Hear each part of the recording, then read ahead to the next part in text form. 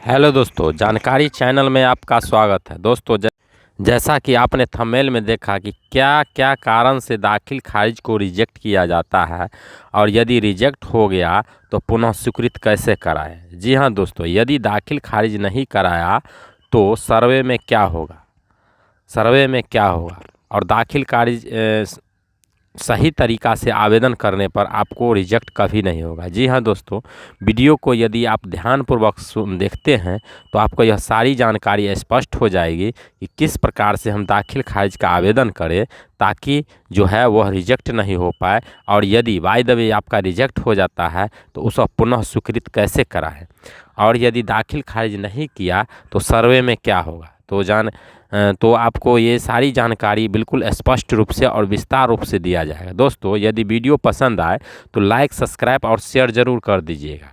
इससे आपको भी फ़ायदा हो जाएगा कि जब भी हम नया वीडियो अपलोड करेंगे तो वो आपका नोटिफिकेशन चैनल पर चला जाएगा, और हम भी जो मेहनत करके वीडियो बनाते हैं वो मेरा भी कुछ फ़ायदा हो जाएगा। तो आइए दोस्तों, शुरू करते हैं वीडियो को। उससे पहले हम यह जानने का कोशिश करेंगे कि दाखिल खारिज का जो प्रक्रिया है वह कब और कैसे आरंभ हुई। दोस्तों, ध्यानपूर्वक सुनते रहिए। क्या हुआ, जबकि ब्रिटिश गवर्नमेंट द्वारा जो सर्वे कराया गया है, जी हाँ दोस्तों, जो पुराना सर्वे जो दादा परबाबा के आपके नाम से होगा, बिहार काश्तकारी अधिनियम 1885 धारा 101 से लेकर 125 तक इसका प्रमाण है। इसी नियम और कानून के तहत सर्वे कराया है, जिसमें 101 के तहत खाना पूर्ति, 102 के तहत एलपीएम, 103 के तहत एलपीएम प्रकाशन किया गया, दवा आपत्ति किया गया। फाइनल जो प्रकाशन किया गया वो बिहार काश्तकारी अधिनियम धारा 103 B2 के प्रावधान के अनुसार यह प्रकाशन किया गया। तो जब खतियान जो बन रहा था, जिस समय ब्रिटिश गवर्नमेंट खतियान बना रहा था, तो उन जितने भी ज़मीन थे उन सभी ज़मीन के लिए एक रजिस्टर बनाया गया था।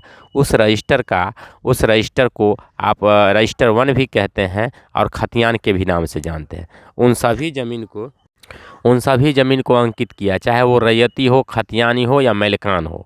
रैयती ज़मीन में वो सभी दर्शाया गया जिन जिन रैयत को ज़मींदार ने बंदोबस्त किया था, उसके अपने निजी नाम से जो है खाता खोल दिया गया।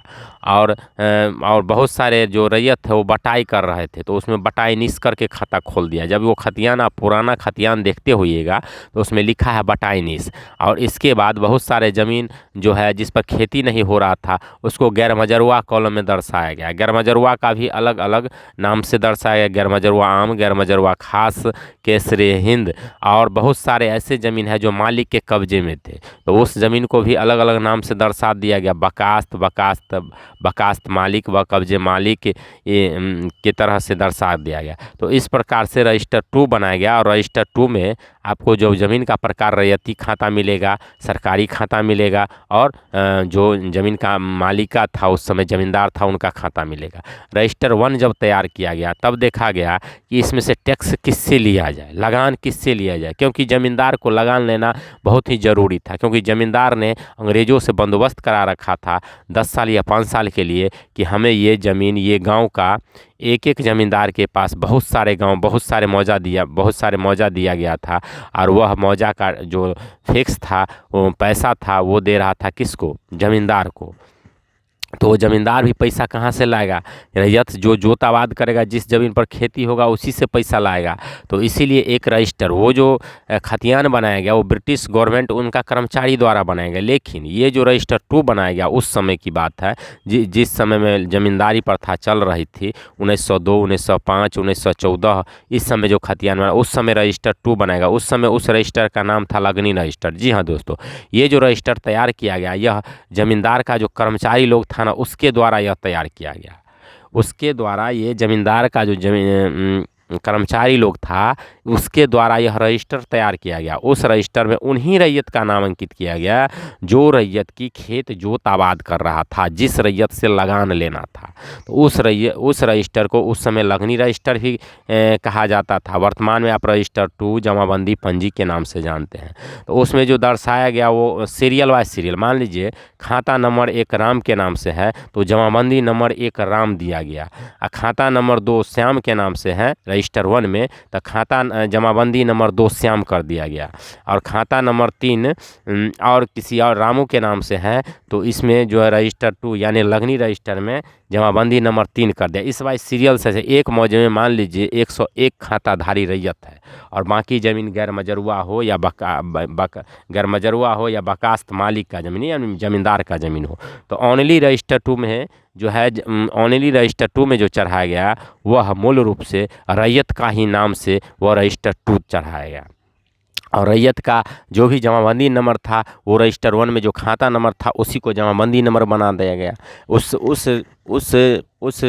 उस जो है रजिस्टर को लगनी रजिस्टर के नाम से जाना। ये ज़मींदार के अंदर हुआ करता था, और ज़मींदार को जो कर्मचारी लोग थे ना वही लगान वसूली करते थे रैयत बाई रैयत से। तो इस प्रकार से आपने देखा कि रजिस्टर 1 तैयार किया गया सर्वे के दौरान, जो ब्रिटिश गवर्नमेंट ने सर्वे कराया, और फिर उस रजिस्टर 1 में से उन रैयत का नाम चुना गया और उसको लगनी रजिस्टर में तैयार किया गया। जो रैयत खेत आबाद जोत आबाद कर रहा था, चाहे वो बटाई करे या फिर उसका पूर्ण रूप से बंदोबस्ती था ज़मींदार के साथ, वो करे, तो रैयत के नाम से जमाबंदी कायम किया।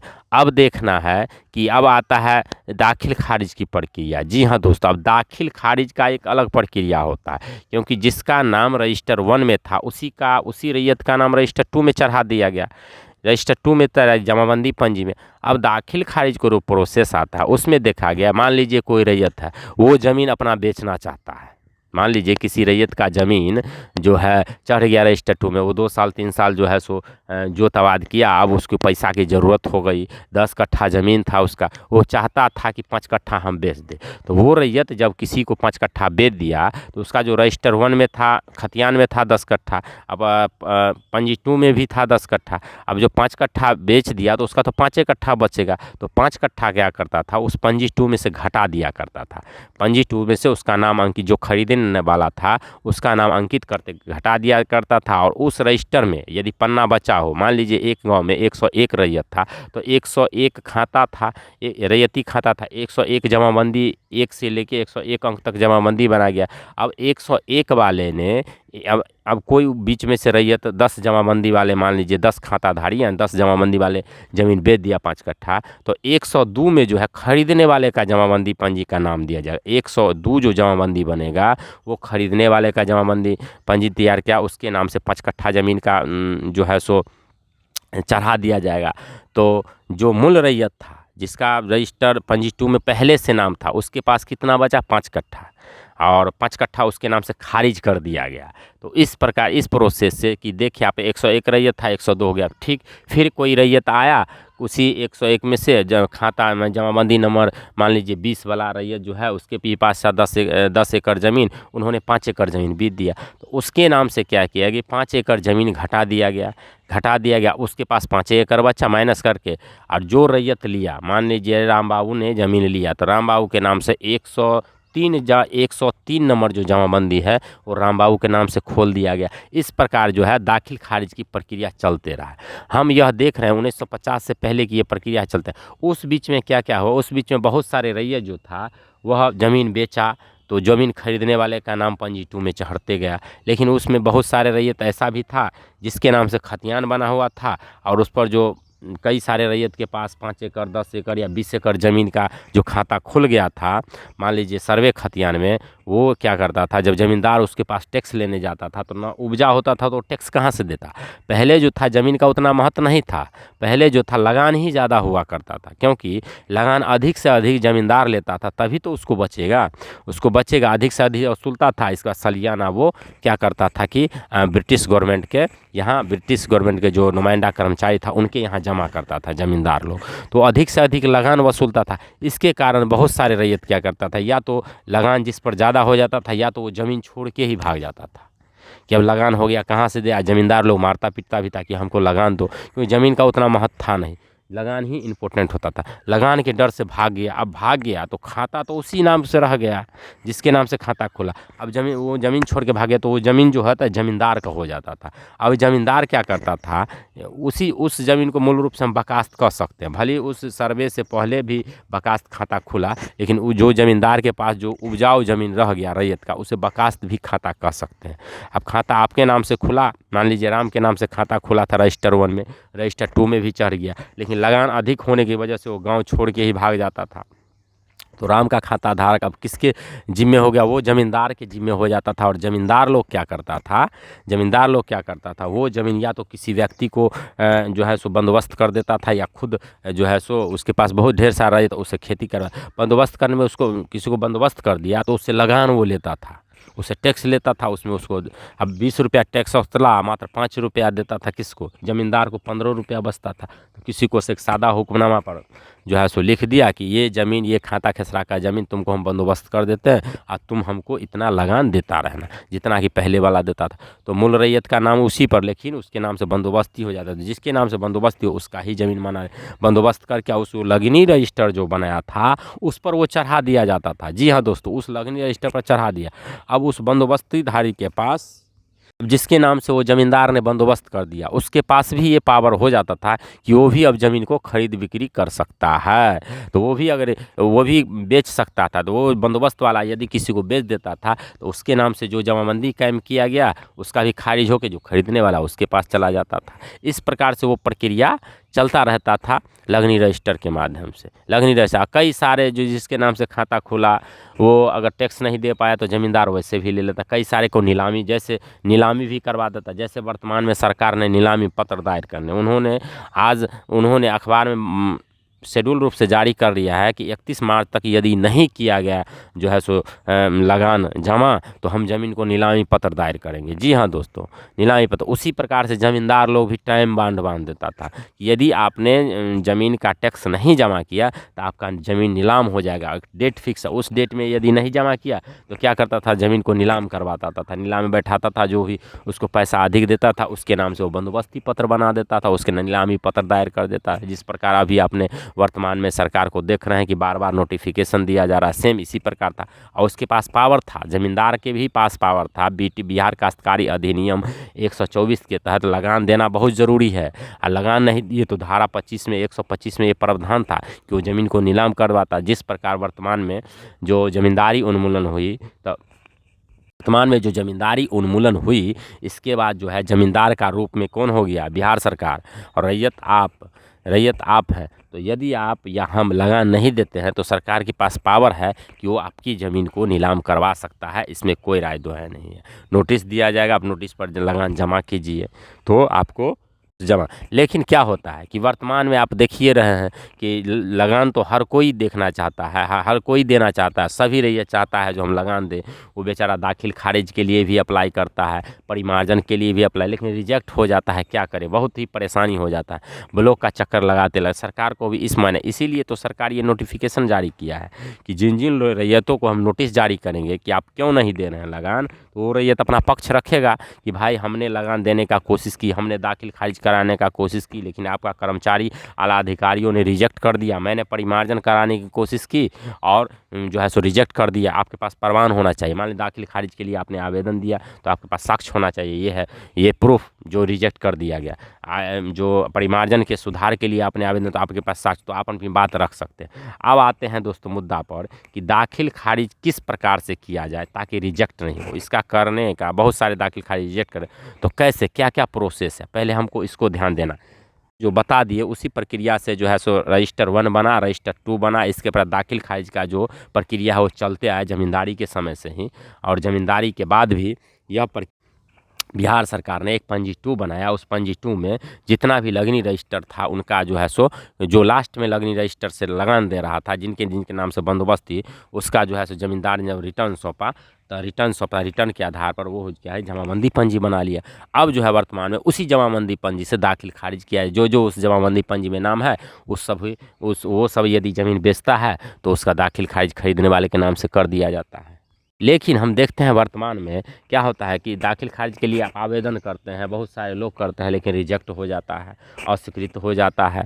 तो इस स्थिति में क्या करें, किस प्रकार से हम दाखिल खारिज का आवेदन करेंगे कि स्वीकृत होगा, अस्वीकृत नहीं होगा। फर्स्ट पेपर, यदि मान लीजिए आपके पास केवाला होगा, क्योंकि खतियान का तो दाखिल खारिज होगा नहीं, क्योंकि खतियानी रैयत का वंशज यदि चाहे तो वह अपने नाम से बंटवारा पेपर बना के दाखिल खारिज करा। पहले हम मूल आते हैं केवाला पर, इसके बाद आपको बता देंगे हम केवाला को कैसे दाखिल खारिज किया जाता, खतियान को कैसे हम दाखिल खारिज कराएंगे, या फिर रिटर्न है आपके पास तो रिटर्न के आधार पर कैसे दाखिल खारिज कराएंगे, बंदोबस्ती पत्र है या वासगिर्द पर्चा है उसके आधार पर कैसे दाखिल खारिज, सबको स्टेप बाय स्टेप। सर्वप्रथम आते हैं हम केवाला पर। मान लीजिए कोई रैयत, कोई खतियानी रैयत से, कोई जमाबंदी रैयत से यदि ज़मीन आप खरीदते हैं तो आपके पास केवाला होता है। अब केवाला होता है तो आप केवाला लेते हैं और दाखिल खारिज में लगा देते हैं, बिना कोई जो है सो प्रूफ लिए आप दाखिल खारिज में लगा दिए। जाते हैं साइबर कैफ दाखिल खारिज, जब कर्मचारी वहाँ इंडेक्स से मिलान करता है, उसके पास एक इंडेक्स रिपोर्ट यानी जमाबंदी पंजी 2 रहता है, तो उसमें देखता है कि विक्रेता का तो नाम ही नहीं है, तो दाखिल खारिज कैसे होगा। या फिर आपने वंशावली ही नहीं लगा तो दाखिल खारिज को अस्वीकृत कर देता। अब आपके पास कोई चारा नहीं रह जाता, आप भटकते रहते हैं, कर्मचारी साहब या अंचल अधिकारी हमको दाखिल खारिज को अस्वीकृत कर दिया, परेशान हो जाते हैं। इसीलिए हम सही तरीका आपको बताने जा रहे हैं कि दाखिल खारिज आखिर किस प्रकार से सही तरीका करें। तो पहला स्टेप उठाइए, यदि आप केवाला से ज़मीन ली है तो केवाला का आपको जीरोक्स ले लेना है और उसमें देखना है कि किस व्यक्ति से आपने ज़मीन खरीदा। खरीदार जिस व्यक्ति से ज़मीन खरीदा है क्या उसके नाम से रसीद कट रहा है, तो आप खरीदार से हो सके तो खरीदते वक्त जब ज़मीन विक्रय करते हैं तो उससे रसीद लीजिए, या फिर ज़मीन खरीद लिए हैं तो अब खरीदार को कहाँ खोजें। तो दोस्तों पंजी 2 डाउनलोड कर दिया गया है, डिजिटल में भी और हार्ड कॉपी पे भी। तो यदि आपको मोबाइल से चेक करने आता है तो आप अपने मोबाइल से भी चेक कर सकते हैं। उस मौजा का पूरा डिटेल निकालिएगा कि डिजिटल जमाबंदी में देखिएगा जिस हम रैयत से ज़मीन खरीदे हैं उसका जमाबंदी चल रहा है उसके नाम से या उसके पिताजी के नाम से या उसके दादाजी के नाम से। जी हाँ दोस्तों, विक्रेता के यदि उसके नाम से चल रहा है या फिर विक्रेता के पापा के नाम से चल रहा है विक्रेता का, तो उसको खोजने का कोशिश कीजिए। उस मौजे में देखिएगा तो यदि चलता है उसमें नहीं नाम हो तो हार्ड कॉपी में देखिएगा जो लोड है उसमें, तो आप क्या करिएगा उसका जो जमाबंदी यदि मिल जाता है तो जमाबंदी पंजी जीरोक्स उसका ले लीजिएगा, तो उसका जीरोक्स ले लेना है। इसके बाद आपको क्या करना है कि नकल हो गया और उसका जमाबंदी पंजी का आपको जीरोक्स हो गया। इसके बाद आपको एक आवेदन तैयार करना है दाखिल खारिज के संबंध में, अंचल अधिकारी के नाम से आप आवेदन तैयार कर लीजिएगा। अब इसके बाद आप दाखिल खारिज के लिए ऑनलाइन आवेदन कीजिएगा। जैसे ही ऑनलाइन आवेदन करके इसके बाद ये तीनों ऑनलाइन वाला जो रिसीव देगा उसको, और जो आपने आवेदन दिया है उस जो आपने रिसीव लिखा है, इस सारे कॉपी को आप अंचल कार्यालय में जाके जमा कर दीजिएगा और आप जो आवेदन तैयार किया उसका एक जीरोक्स तैयार कर दीजिएगा। जीरोक्स लिख लीजिए, उस पर वो रिसिप्ट दे देंगे, आपका रिसिप्ट जो करेंगे रिसिप्ट दे देंगे। अंचल कार्यालय में जब आप जमा कर देते हैं तो अंचल कर्मचारी महोदय जो 1 सप्ताह के अंदर वो रिसिप्ट कर लेते हैं। आपको 1 सप्ताह बाद अंचल कार्यालय से पता भी कर सकते हैं, सर जो मैंने आवेदन दिया क्या वो आवेदन अंचल कर्मचारी साहब रिसिप्ट किए हैं, तो लिखा रहता है जो अंचल कार्यालय से ले जाता है आवेदन उसका लिखा रहता है नाम जो ई कर्मचारी, तो वहाँ से आपको पता चल जाए। जब रिसीव करें हो सके तो आप मोबाइल से भी बात कर सकते हैं, सर मेरा आवेदन गया था आपने रिसीव किया क्या, उस पर प्रोसेस चालू है, कब तक हो जाएगा दाखिल खारिज। फिर आपसे उनसे मुलाकात करके भी आप अपनी बात बता सकते हैं। तो कर्मचारी साहब क्या करेंगे आपका दाखिल खारिज करने के लिए जो आपने दिया है आवेदन केवाला दिया या फिर रसीद दिया तो उसका पंजी 2 होता है, रजिस्टर 2, उसके पास हार्ड कॉपी होता है, उससे वो मिलान करेगा।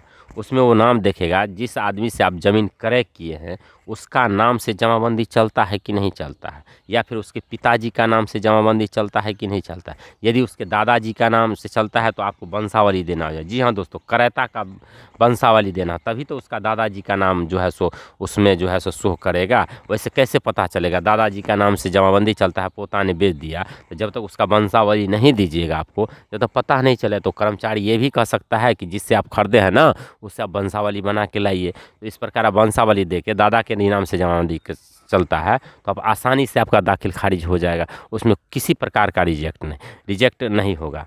यदि आप मान लीजिए कि इस प्रकार से आपका प्रोसेस आसानी रूप से हो जाए, दाखिल खारिज रिजेक्ट करने का कोई वजह ही नहीं मालूम होगा।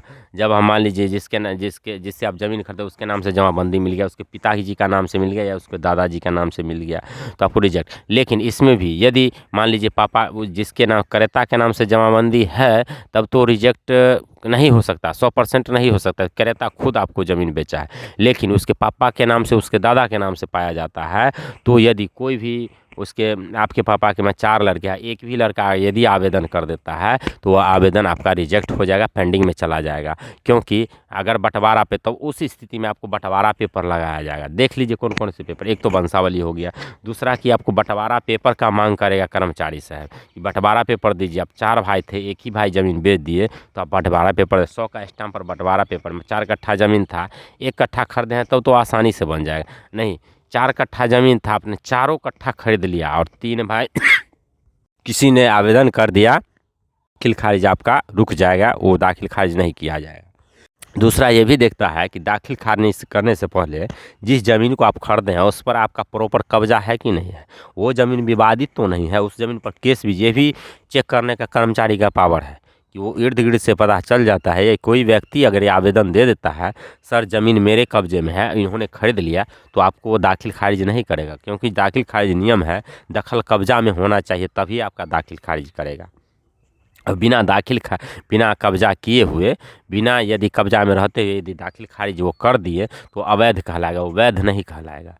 जी हाँ दोस्तों, क्योंकि जोत आबाद जो व्यक्ति कब्जा की है उस वो कर रहा है तो टैक्स आप नहीं दे सकते, आपको उससे पहले कब्जा लेना होगा। कब्जा लेने के लिए आपको कोर्ट में जो है सो केस करना होता है, तभी होता है। मान लीजिए कब्जा में किसी और का आपने खरीद लिया, आप दाखिल खारिज के लिए आवेदन कर दिए और कर्मचारी साहब जांच में पाया जाए या फिर जो कब्जा करने वाले व्यक्ति है वो आवेदन दे दिया कि कब्जा मेरे में है सर, इसका नहीं किया जाए, तो उसका आवेदन आपका उस परिस्थिति में भी रिजेक्ट हो जाएगा।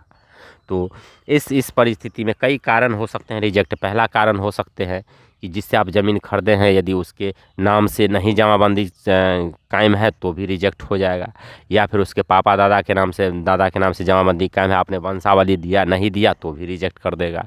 तीसरा कारण ये भी हो सकता है कोई उसी में से पट्टीदार यदि आवेदन दे दिया, ये कह दिया सर ये ने हिस्से से ज़्यादा ज़मीन बेच दिया, या फिर बिना बंटवारा किए हुए ज़मीन बेच दिया तो भी आपका दाखिल खारिज रिजेक्ट हो जाएगा। चौथा, आपने केवाला लिया, आपके कब्जा में नहीं है, फिर भी रिजेक्ट हो जाएगा। तो इन सभी कारणों से जो है दाखिल खारिज को रिजेक्ट कर देता है। अब हम समझेंगे कि यही सब कारण के कारण जो है रिजेक्ट कर दिया जाता है। तो ये सब ध्यान हमें ज़मीन खरीदने वक्त ही रखना चाहिए कि जो भी आप ज़मीन खरीदिए कम से कम वहाँ देखिए जो हम ज़मीन खरीद रहे हैं, जो विक्रेता है उसके नाम से जमाबंदी चलता है या नहीं चलता। यदि चलता है तो पहला ये देख लेना। दूसरा हमें देखना है जो हम प्लॉट खरीद रहे हैं वो प्लॉट पर किसी प्रकार का विवाद तो नहीं है, तो ये हमें इर्द गिर्द आस पड़ोस से पता चल जाता है कि भाई इसी का कब्जा कोई प्रकार, तो ही हमें ज़मीन खरीदना है। ज़मीन तो खरीद देते हैं, लाखों करोड़ रुपया फंसा देते हैं, फिर यहाँ माजरा अटक जाता है तो केस लड़ते रहिए, कोर्ट में जाते हैं। इन सब अगर चीज़ों को ध्यान में यदि आप देख लिए कि ज़मीन क्रेता के नाम से जो है सो जमाबंदी है, देख लिए कि जो भी ज़मीन क्रेता था उनके ही कब्जा में ज़मीन था, कोई प्रकार का विवाद नहीं है, तो यदि ज़मीन आप खरीद के और दाखिल खारिज में लगाते हैं तो आपका दाखिल खारिज नहीं रिजेक्ट किया जाता है। अब हम जानते हैं, ये तो समझ गए दाखिल खारिज रिजेक्ट करने का। यदि मान लीजिए रिजेक्ट हो गया, यदि हम उसे स्वीकृति करना चाहते हैं तो क्या क्या चीज़, कौन कौन सा डॉक्यूमेंट और कैसे होगा। जी हाँ दोस्तों, जैसे कि वर्तमान में सरकार ने आदेश दे दिया है कि बहुत सारे दाखिल कार्य को बेवजह ही रिजेक्ट कर दिया गया है, उन सभी को स्वीकृत किया जाए। तो आपको क्या करना है, ऑटोमेटिक तो स्वीकृत होगा नहीं, तो उसके लिए आपको पुनः जो है आवेदन करके अंचल कर्मचारी से आपको मिलना होगा कि सर मेरे पास ये साक्ष्य है, ये प्रमाण है और इसे स्वीकृत किया जाए। अब साक्ष्य प्रमाण क्या हो सकता है, मान लीजिए आप रियली में जो उस वैध जो है सो जमाबंदी रैयत से ज़मीन खरीदे हैं तो आपके पास केवाला होगा, केवाला ले लीजिएगा, या फिर केवाला ले लीजिएगा। हो सकता है जिससे आप ज़मीन करे हैं उसका रसीद आप उससे रसीद ले लीजिएगा, रसीद नेट से भी ले सकते हैं। और इसके बाद जो है सो यदि उसके नाम से जमाबंदी उसके पापा या दादा के नाम से है तो वो रजिस्टर 2 का जो है रसीद तो ले लीजिएगा, साथ में एक वंशावली भी बना लीजिएगा। और ये तीनों कॉपी लेके और जाइएगा अंचल कार्यालय में आवेदन कर लीजिएगा, पुनः आवेदन कर लीजिएगा और अंचल कार्यालय में जाइएगा। हो सके तो अंचल कार्यालय में जाइएगा और एक आवेदन तैयार करिएगा। उस आवेदन में ये भी लिख दीजिएगा पुनः डेट को मैंने आवेदन किया था और रिजेक्ट कर दिया, जबकि मेरे पास ये साक्ष्य पेपर हम दोबारा लगा रहे हैं और इसे स्वीकृत किया जाए। तो अभी जो वर्तमान में सरकार ने आदेश दिया है अंचल कर्मचारी को कि आप जाँच करके उसको स्वीकृत कीजिए, तो आपको अंचल से ही स्वीकृत हो जाता है। यदि भाई जब अंचल से यदि स्वीकृत नहीं हो पाता है तो इसके लिए आपको क्या करना है, इसके लिए आपको आपको DCLR यानी भूमि उपसंहर्ता के न्यायालय में आवेदन करना होगा, वो भी वकील के माध्यम से। जी हाँ दोस्तों, भूमि उपसंहर्ता के माध्यम में आवेदन करना होगा, वह भी वकील के माध्यम से। और उसमें भी, उस आवेदन में भी आपको यही आवेगा, जो आपके पास यदि केवाला है तो केवाला मांगेगा, केवाला मांग के और वही रसीद मांगेगा जिससे आप ज़मीन खरीदें। आप वकील के पास जाइएगा, वकील सारा बयान दर्ज करेगा और वहाँ पे आपको एक आदेश पारित कर, यदि सब कुछ सही पाया गया तो DCLR साहब एक आदेश पारित करेंगे। वो आदेश लेके वो आदेश अंचल में जाएगा, उस आदेश के आधार पर आपका दाखिल खारिज कर दिया जाएगा। और इसी प्रकार सेम खतियान में कई लोग, खतियान रैयत को तो जमाबंदी ऑटोमेटिक कायम है, लेकिन कई लोगों को नहीं कायम हो पाया, बेलगान ही रह गया 54-55 में, तो वो लोग क्या करें दोस्तों। खतियानी रैयत का जमाबंदी कायम है, कायम है, और वो खतियानी रैयत मर चुका है और वो चाह रहा है कि नहीं, मेरे दादा परदादा के नाम से जमाबंदी कायम है और हम अपना नाम चढ़ाना चाहते हैं। उसको 100 के स्टाम्प लेना होगा और अपने जो भी फरीक है उससे बंटवारा करके और पुनः वो दाखिल खारिज के लिए आवेदन करे। तो वो जो जैसे ही वो दाखिल खारिज के लिए अपने, तो उसका दादा परदादा का जो जमाबंदी हो उसमें से कट के और उसके वंशज में बंटवारा हो, इस प्रकार जो है सो उसका दाखिल खारिज का आवेदन स्वीकृत हो जाएगा और रसीद कटने लगेगा। अब कई लोगों के पास वासगीर्द पर्चा है, तो वासगीर्द पर्चा का भी दोस्तों रसीद कटता है। जी हाँ, ऐसा नहीं, जिस खतियानी रैयत में से आपका वासगीर्द पर्चा है, यदि आप आवेदन करते हैं ज़मीन की दखल कब्जा में, तो उनमें से काट के कर दिया, या बंदोबस्ती यदि करा है तो बंदोबस्त का भी आपका जो सरकारी ज़मीन था बंदोबस्त करा लिए यदि बिहार सरकार से, तो आपका बंदोबस्त यदि करा लिए तो रेंट फिक्सेशन होता है। उसके लिए हम अलग वीडियो बना चुके हैं, वैसे सिंपल भाषा में समझा देते हैं, आप समझ लीजिए कि मान लीजिए कोई खतियानी रैयत बेलगान ज़मीन है, नहीं रसीद कटता है, तो जमाबंदी पंजी में नाम ही नहीं है तो कैसे कटेगा, बंदोबस्त किए नहीं कट रहा है, रिटर्न है नहीं करता, इन सब के लिए जो है लगान निर्धारण किया जाता है, रेंट फिक्सेशन। इसके लिए आपको आवेदन करना होगा अंचल में, वही पेपर लगाना है जो आपके पास खतियान हो या केवाला हो या फिर रिटर्न जमाबंदी, ये लगा दीजिए और एक आवेदन लिख लीजिए, लगान निर्धारण के साथ अंचल में जमा करिए। अंचल से यहाँ आपका वेरीफाई होगा, कर्मचारी साहब वेरीफाई करेंगे, वेरीफाई करके आपका प्लॉट वेरिफिकेशन होगा। यदि सब कुछ ठीक पाया गया, कर्मचारी साहब एक रिपोर्ट तैयार करेंगे, अंचल में जमा करेंगे। अंचल में बड़ा बाबू साहब होता है, वो फिर सरकारी अमीन बहाल करवाएंगे आपसे, जो चालान होगा 500,000 का वो कटवाएंगे। फिर सरकारी अमीन आएंगे, नापी करेंगे, नापी करके अंचल में जमा करेंगे। जब अंचल में दोनों रिपोर्ट सहमत हो जाएगा तो CO साहब वेरीफाई करके DCLR साहब को भेजेंगे। DCLR साहब वहाँ देखेंगे सब चीज़ ठीक है तो वो आदेश पारित करेंगे। वो आदेश पारित करेंगे तो CO साहब यहाँ आपके नाम से नया जमाबंदी कायम कर देंगे, तो रसीद कटने लगेगा। इस प्रकार आपने बेलगान ज़मीन जिसका रसीद नहीं करता है, चाहे आपके पास वो बंदोबस्त मिला हो, चाहे वो ज़मींदार का बंदोबस्त होगा तो रिटर्न होगा, तो रिटर्न लेके आप दावा कर सकते हैं।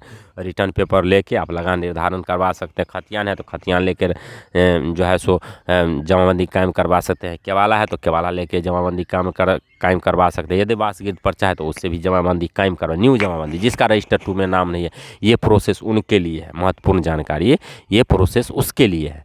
जिसका जमाबंदी लूप है उस पर का आप दाखिल खारिज, यदि आप देखना, मान लीजिए आपने दाखिल खारिज नहीं करवाया तो सर्वे में क्या होगा दोस्तों। सर्वे में क्या होगा कि जैसे ही आप केवाला या खतियान लगाया, दाखिल खारिज नहीं होगा तो सर्वे जो भी कर्मचारी रहेगा उसके मन में ये भावना होगा आखिर क्यों नहीं हुआ इसका दाखिल खारिज। वो जांच का विषय, वो जांचेंगे कि भाई इसका दाखिल खारिज क्यों है, कहीं ये सरकारी, तो पहला उसका जोड़ है कहीं ये सरकारी भूमि तो नहीं रजिस्ट्री।